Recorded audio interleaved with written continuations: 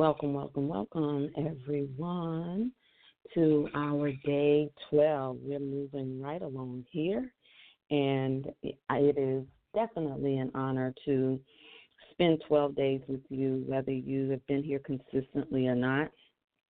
I'm honored that you chose to prioritize prayer as a way of resetting your inner game, playing a bigger game, and certainly for the game changers who know that your daily habits, rituals, routines program your day. And so we know, many of you know, that as spiritual technicians, you cannot call yourself a spiritual technician and be fully aligned with what is happening in your life, in your affairs, and in your day if you do not take control of the first couple of hours or of the day, or when you wake up. And I say that with a little stammering because, of course, sometimes more is required of thee. Even when your body feels tired, maybe your diet needs to change so that you can wake up in the morning to feel energized, to retrain your brain. And so trust and believe. I can feel now I am getting back into that routine, waking up around the 4 or 5 o'clock hour. My friends actually tease me about, not having to stay in power at night, but getting up at the crack of dawn. And I like that time of the morning because it really is, it's my time to commune. Even if I'm online, which the soul detox requires that you spend the first hour not online. But in this modern society, I still choose passages or to listen to or watch things that are going to help my thinking and support my mindset, not anything that will conflict me in my God concept, by the way. When you are transitioning from religiosity, sometimes it's easy to go back to the same type of teachers. And so I applaud those of you who have chosen to listen because faith does come by hearing. And so if you're here for the very first time today, I am your host, La Tonia Taylor, affectionately known as the RevCoach, the Juicy Spirit Mama, the Priestess of Purpose, Pleasure, and Passion. And today we are focusing in on mothers and sons. Yesterday we focused in on mothers and daughters, and absolutely were confirmation that it was necessary, a necessary place to focus for very specific reasons. It's a necessary place to go to for women.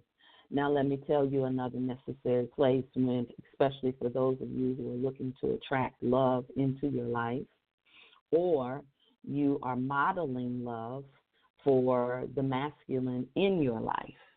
And so oftentimes I hear women come to me, particularly for the juicy suite of programs, whether it's the 30-day process or small offerings, and certainly in the rites of passage process, where a lot of women are tired of attracting poor quality loving.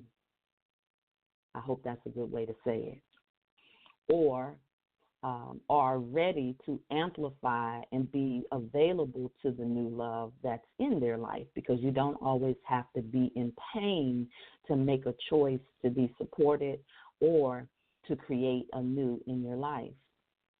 And a lot of what I hear is oftentimes the desire, particularly for women who are heterosexual. Of course, the masculine and feminine dance show up in same-sex loving. I don't care how you slice it or dice it. And oftentimes, women are looking to attract love, but have a horrible breakdown with their own father, the first man that they've ever loved. The flip is also true for mothers of sons, where the daughter is raised, equipped, and taught how to survive, but oftentimes the son spoiled exempt from the same type of standards. And mothers sometimes over-nurture their sons, make them the man of the house before they ever know what manhood is, which sends a conflicting message to his already testosterone-driven spirit. Sometimes mothers over-nurture their sons as a replacement for the man that they've never had in their life, or war with their sons, and certainly war with their sons' fathers. If there are any women who have men on child support or who are in breakdown with the man that you chose to lay down with, prayer is necessary to keep your energy clean. It's not about praying for someone. As a mother, as a lover, as a wife, as a sister, as a cousin or a best friend to any son, then you get a chance to keep your energy clean. I wanted to play something to you. I'm going to see if it actually works. Play something for you, where Iyanla talks about the sound of a woman's voice is the first voice that a man hears. Let me see if I can play it for you. I'm going to try to do this in a non-sophisticated way for those of you. Let me see.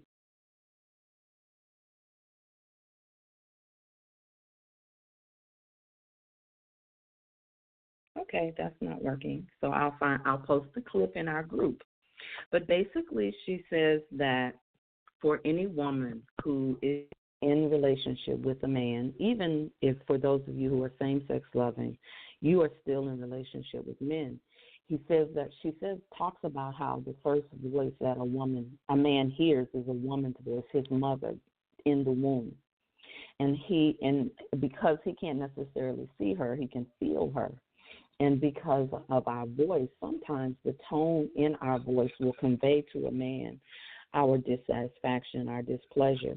And like me, if you're guilty, just raise your hand where you are, that sometimes you don't intend to be edgy or sound so bossy, but a lot of times when women have been put in positions of power, in executive positions, entrepreneurs, you have a lot of experience directing, commanding, and being authoritative. And sometimes as women, we don't know how to drop into our feminine and communicate in a way that is supportive. Likewise, if you are a man who's listening, if you have only heard the command, the demand, the forcefulness of your own mother, then oftentimes you won't listen to a woman who is trying to love you, a woman who is supporting you, a woman who is affirming you. And so sometimes, brothers, you can be dismissive of women who are there to love and support you because your mother may have been so hard. And so the mother-son relationship is a complex one at times, because if the woman is in love with the father, the son will be the beneficiary of the extension of the father. If the mother is at war with the father, she will have an unhealthy relationship with her son, either in overprotectiveness, overcompensating, or sometimes she will be at war with that son as an extension, particularly if he looks like, acts like, or behaves like the man that you chose. And so this is certainly an opportunity for forgiveness. We will go into forgiveness prayers at another time. And so to understand fully, men who oftentimes have been loved by their mother in a healthy way usually have a confident relationship with himself. See, mother teaches both her son and her daughter how to be present with themselves. The daughter will duplicate what she sees as a woman, as a female. The son, the inner man, will duplicate that with his feminine self. So if the woman has modeled a healthy feminine presence, he will have that healthy feminine relationship with himself. Yes, every one of us has the masculine and the feminine within us. And the father shows the girl how to move in the world. And so, likewise, he does the same for his son, how to demonstrate his masculinity. And so a lot of times, if the father is not present, the demonstration and the love comes from the mother, which causes somewhat of an imbalance because everybody is looking for themselves. If you see a picture and you know you were there, you're going to look for yourself first in the picture. Likewise for men, if he grows up, you, brother, grow up, and your father is not there just for you to see how to go to the bathroom, and you see a woman sitting down, the man might think that that is the way for him to go to the bathroom. Yet, what if he is in proximity to a man? It's not even something that has to be taught verbally. And as women, oftentimes we are verbal, and we sometimes create overly verbal boys or shut down verbally boys, depending on how our masculinity shows up for him. Now, I know that this prayer also has to be for mothers because oftentimes this is not the position that you wanted to be in. And you get to tell the truth about that without feeling guilt or without waiting yourself to be a man when you are a woman. And so it's important for you to communicate, I'm showing you me, but there's another way to do it. Now, I know some people say we're trying to get out of gender roles, but everyone wants to be able to relate to themselves. And, you know, I will say this for sons, mothers and sons, for daughters, for women who have not grown up with boys. This is important because if you have not grown up in proximity to boys, you, sister, oftentimes don't have any clue how to relate to a man. If your father wasn't there, you don't have any brothers. And so you can't even really advise a lot of your girlfriends that have sons. I remember when I, accepted the role of being a bonus mom in the lives of the 3 boys that we have. I immediately, in interacting with them, learned that it was just different.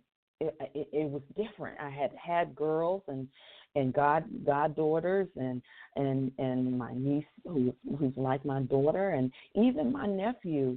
He was just different in a world, in a family full of women.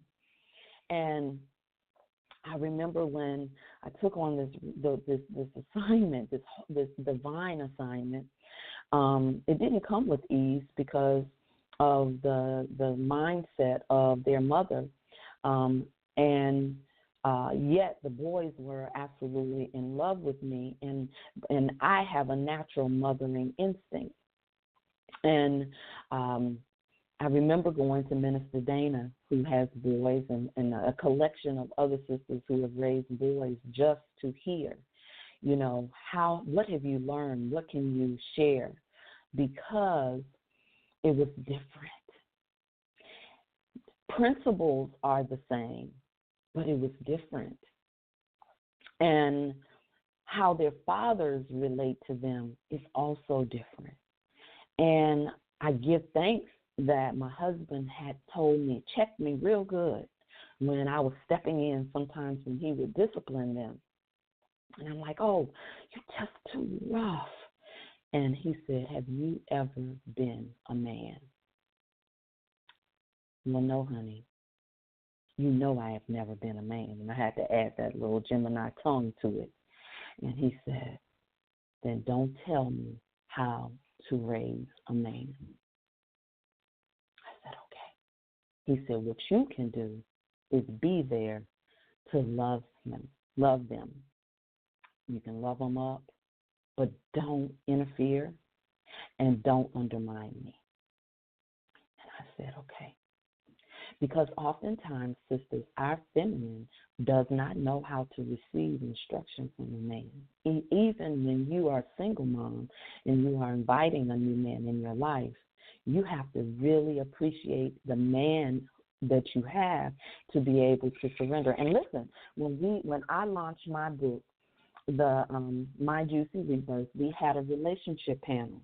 Do you know that the first topic that came up on the relationship panel, because it was husbands and wives on the relationship panel, both husbands talked about marrying women or dating women who had male sons, and the challenge it was with their mother, not with their son, and the ripple effect that it created. And so today, beloveds, one of the reasons when we start talking about manifesting and shifting paradigms, there is a behavioral shift that is required. And behaviors usually are just habits and or actions that you take over and over again. When you want to create something new, a new action is required.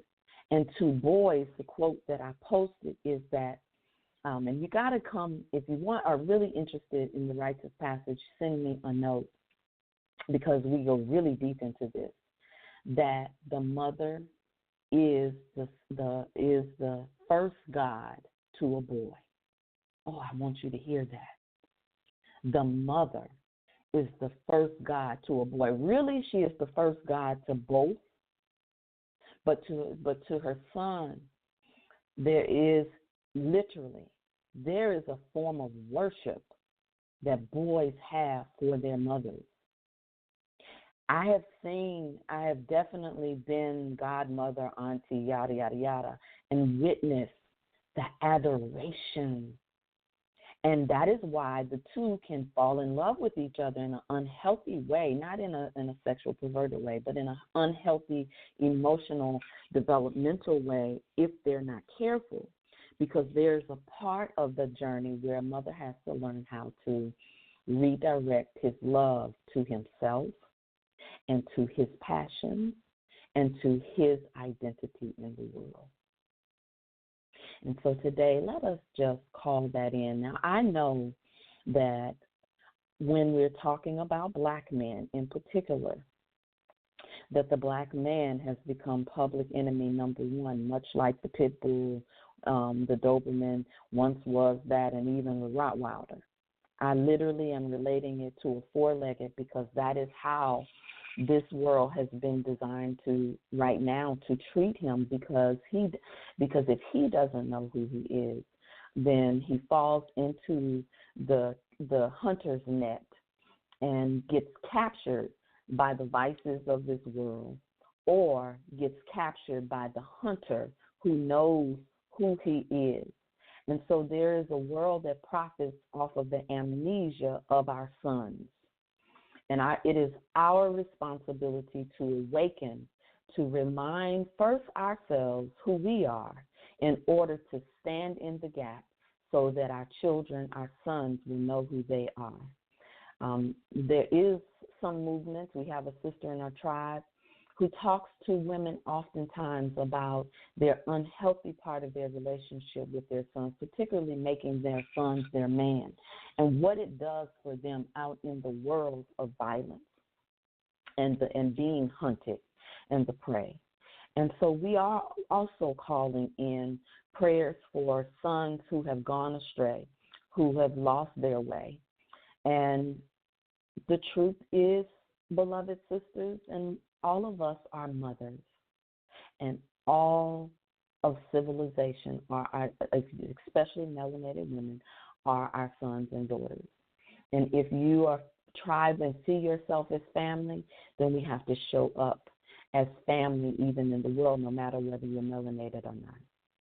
And so today, we are preparing the way once again through the ways that we affirm and the ways that we are developing confidence in our ability to nurture, to mother, to heal, and to shift into the paradigms, facing the paradigms that exist for us individually. Everyone here is different. And so let us affirm. Today I affirm and decree I have confidence in my ability to achieve every good thing I undertake, especially for our sons and for mothers of sons. For I know that from the divine creator within, I am properly guided and directed to the right thing at the right time in the right way. Since I am a focal point of infinite intelligence, in which all things are known, there is made known to me that which I should do for the greater good of myself and my son, and even, let's just say, our men. I cease hesitating, wondering, doubting, and release to the action of the divine mind the making of those correct decisions which guide me into a greater experience of joyous living. We give thanks that in the holy I am, there is only right action. I surrender all judgments of myself as a mother. I surrender all judgments of myself as a son. I surrender all judgments of myself as a surrogate mother, adoptive mother, play mother, or as an adoptive son, surrogate son, or play son. I now remove all ideas of separation from the divine within me and gratefully acknowledge the unity to the divine mind, the one power, as the greater I am. I give thanks and I surrender and release myself into the confidence of the divine mind that guides my relationships with all men in my life, particularly all mothers in my life. So today we thank you. We give thanks to the universal power that is operating in the lives of mothers and their sons. Take a breath. All right. And just uncross your body if your legs are crossed, if you're multitasking. Let us shift the paradigm with our breath right now. Your breath is a paradigm shifter. In through your nose and out through your nose. In through your nose, out through your mouth.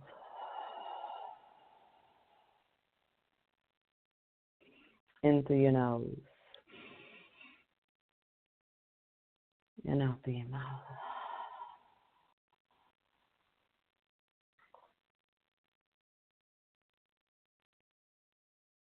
And with this prayer, it is our heartfelt intention to shift the paradigm of the relationship between mothers and sons, to amplify the love of mothers and sons, and to be specific in our intercession.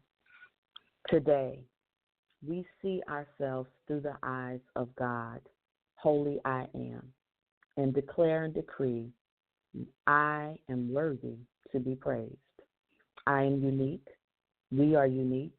I am divine. We are divine. I am one with all that is good, glorious, and divine. We are one with all that is good, glorious, and divine. Our sons are one with all that is good, glorious, and divine. We call forth that oneness in the knowingness of each and every son connected to this space, to this tribe. We rise into the position of motherhood for all women, especially those who have given birth to male sons. We declare and decree the oneness with the divine mind for mothers. We declare and decree the wisdom and the divine understanding. We affirm and decree we know exactly what to do from this day forward, meaning that we are willing to take corrective action, to forgive ourselves, and to confess the truth of our era or our story. We thank you that these situations are brought into the divine agape love, knowing that what we do, what we say in all situations and under all circumstances are rightly guided when we lean ourselves to this holy I am presence. We thank you that we are worth every moment of this attention, that our sons are worth every moment of these corrective actions, affirmations, and intentions. We are one with this divine peace. We thank you for the thoughts that are peaceful and move in the peaceful light of the divine presence in our being. We thank you for our sons and for the ways in which they are designed to protect, to provide, and to cover the women in their lives. We thank you for the responsibility to be the representative of God in their lives early on. And we thank you for the intentions and for all efforts to direct them to the God within. We thank you for the covering and the protection over the lives of young men who are walking into a world that is miseducated about them intentionally. We thank you for the re-education of our men about themselves, their history, their lineage, and we thank you for every man, every brother, every son that is rising to the occasion to step into his rightful place. We thank you that we speak into the DNA that our sons, our men, our connection to every son and every woman who is connected to any man is connected to a son, that they will hear the voice of God within them, that will guide them and tell them when they are in company that is not good for them, that when they want to go right and that is not for them, that they will hear the voice of God that will tell them to go left. That we've asked for a bubble of protection and light for them to know how to move with discernment in the earth. We pray for their abundance and for our men to rise to their rightful place, to study war no more and not to be in competition with the women in their lives.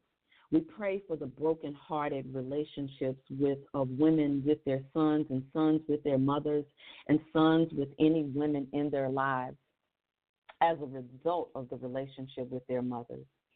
We pray right now for breakthrough for any man that is listening, that he will be able to know that in his vulnerability he is made strong, that the toxic masculinity that we see on the earth will not be continued by our actions, that if every mother that steps into her divine feminine, every mother that steps into her awakening by choice and not by force, that she will impress upon even her grown son, grown daughter, grown children, that if mama can do it, then so can I. We thank you that the why that many of us have for our children we will become the answer to that why. We thank you for the opening of our hearts to heal the breakdown of ourselves with men and all men in our lives so that we can be in better relationship with the fathers of these sons. And we thank you and we pray for sons who have a broken heart because their father is not present. We thank you for the presence of the mother and all that she has done to supplement, that let all of her deposits be a return on an investment beyond what she can see, that her sons will attract the right mentors and will continue to grow to be a leader amongst men. We thank you for this moment to focus our prayers to shift the paradigm of generational pathology, generational trauma, and generational amnesia. We speak to our very DNA this morning to shift everything in relationship to our unhealthy relationships to a healthy place.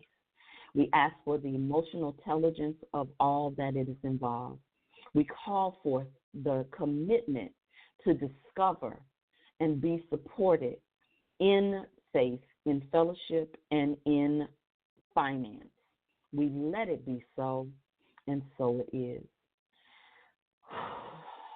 Now let the words that I have spoken not return to me void. Let them accomplish that which I have sent them forth to do. Pressed down, shaken up, and running over. Please join me today live as I take this further to the topic today around daddies and daughters. This is, of course, in ReBirth Woman on Facebook, Daddies and Daughters, so that we can look at the daddy and daughter love story. There is a breakthrough available. I will be doing something very special just on this topic for daddies and daughters as we approach Father's Day, actually beyond Father's Day. But for now, we honor and celebrate the mothers of sons. Consider posting a picture and an affirmation of your son in the group today or your nephew. I certainly look forward to sharing mine. I'll love you. There's nothing you can do about it, and I see you on the other side. Ciao.